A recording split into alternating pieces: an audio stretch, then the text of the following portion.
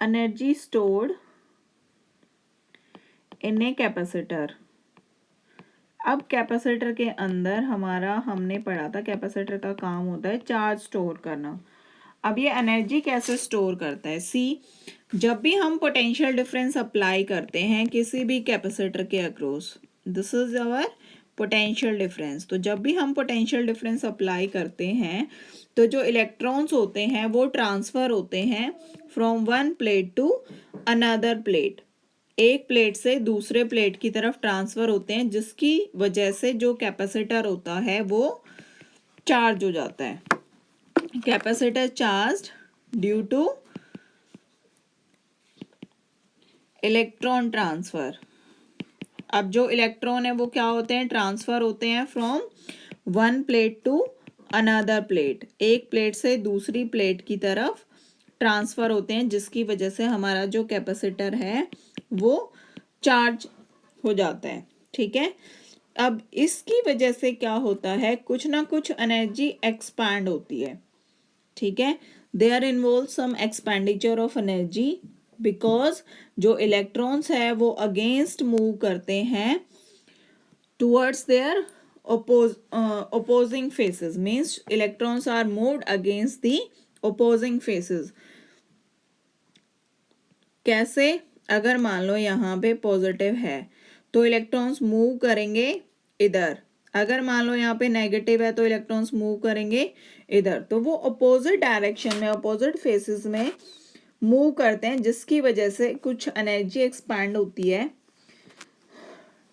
तो जो energy store होती है इलेक्ट्रोस्टैटिक फील्ड में, अब इलेक्ट्रोस्टैटिक फील्ड कहाँ आता है, इन दो प्लेट्स के बीच में सेटअप होता है। क्यों, क्योंकि यहाँ पे पॉजिटिव चार्ज आ जाता है और यहाँ पे नेगेटिव। अब इस पॉजिटिव और नेगेटिव चार्ज की वजह से इन दोनों प्लेट्स के बीच में एक इलेक्ट्रिक फील्ड बनता है। ठीक है, जिसको हम बोलते हैं इलेक्ट्रोस्टैटिक फील्ड। अब जो इलेक्ट्रोस्टैटिक फील्ड यहाँ पे बनता है,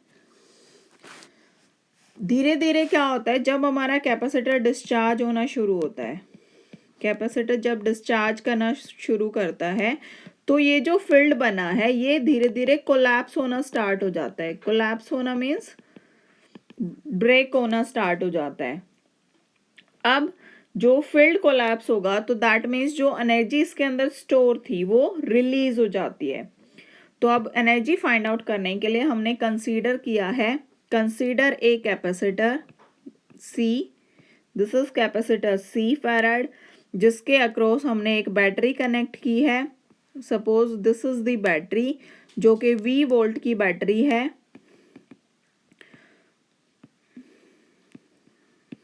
दिस इज कैपेसिटेंस C। जब चार्ज होता है, during charging work is being done in shifting the charge from one plate to another, means जब चार्जिंग होगी तो इलेक्ट्रॉन्स जब एक प्लेट से दूसरी प्लेट की तरफ जाते हैं तो क्या होता है, कुछ ना कुछ वर्क डन होता है। ठीक है, तो सपोज हमने किसी भी इंस्टेंट पे, एट एनी इंस्टेंट, सपोज किसी भी एक पर्टिकुलर टाइम पे हमने ले लिया, जो चार्ज था कैपेसिटर के ऊपर दैट इज क्यू कूलम्स। तो हम इसको ऐसे लिख सकते हैं, let at any instant the charge on capacitor is Q coulomb. कितना चार्ज है, क्यू कूलम का चार्ज है। And potential difference across it is V volt. अब जब इसके ऊपर क्यू कूलम का चार्ज है तो यहाँ पे वोल्टेज कितनी है इसके across, small v, this is given by small v। तो कैपेसिटेंस क्या होगा, C क्या होगा, फॉर्मूला क्या होता है कैपेसिटेंस का, Q अपॉन V। कितना चार्ज अभी इसके ऊपर इकट्ठा हुआ है, सपोज स्मॉल q, कितनी वोल्टेज पे, small v, this is small v। ठीक है, अब थोड़ी टाइम बाद जब इसके पास फिर से वोल्टेज आएगी तो क्या होगा, ये जो चार्ज है वो शिफ्ट हो जाएगा। तो दैट मीन्स जब ये चार्ज शिफ्ट हो रहा है, मीन्स Q से जब ये DQ हो रहा है, डी क्यू का मतलब क्या है? Small change in charge,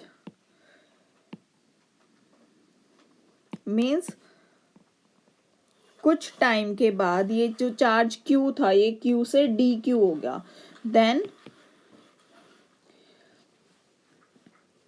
the amount of work done is given by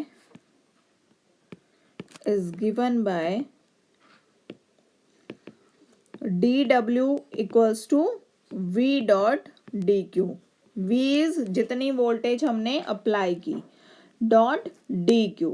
अब यहाँ पे हमारा जो dq था, because q equals to c dot v, ठीक है, तो therefore dq equals to, capacitance की वैल्यू फिक्स होती है लेकिन वोल्टेज हमारी वैरी कर सकती है, तो यहाँ पे हम q की जगह ये पुट करेंगे dq की जगह, तो ये क्या आ जाएगा हमारा cv dot dv.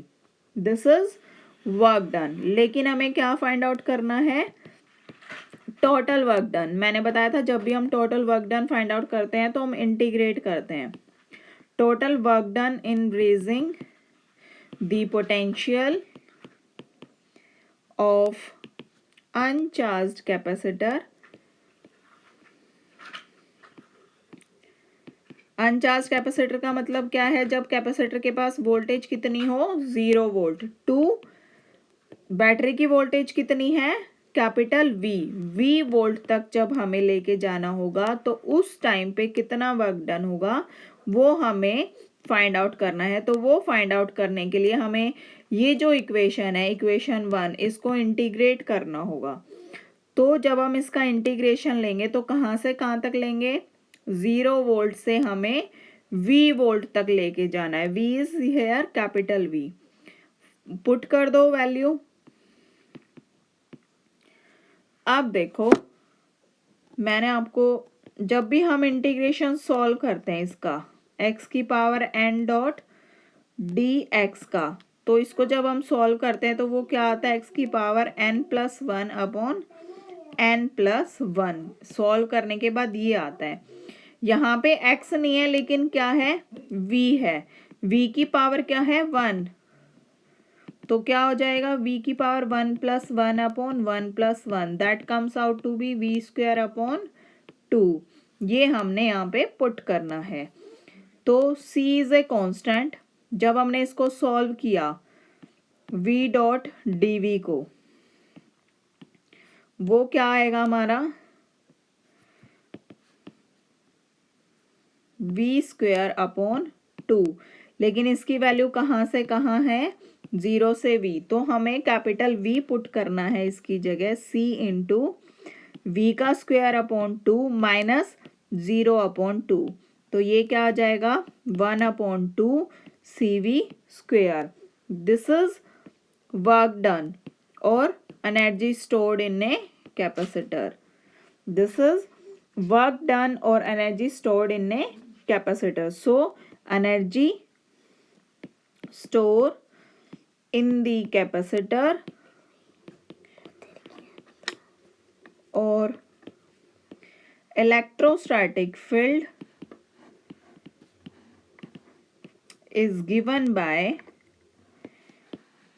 Half cv square, और हम इसको हाफ qv भी लिख सकते हैं और q स्क्वायर अपॉन 2cv लिख सकते हैं. क्यों? क्योंकि हमारा जो c होता है that is equal to q upon v और v हमारा इक्वल होता है q अपॉन c के. This topic is really very very important topic for exam point of view.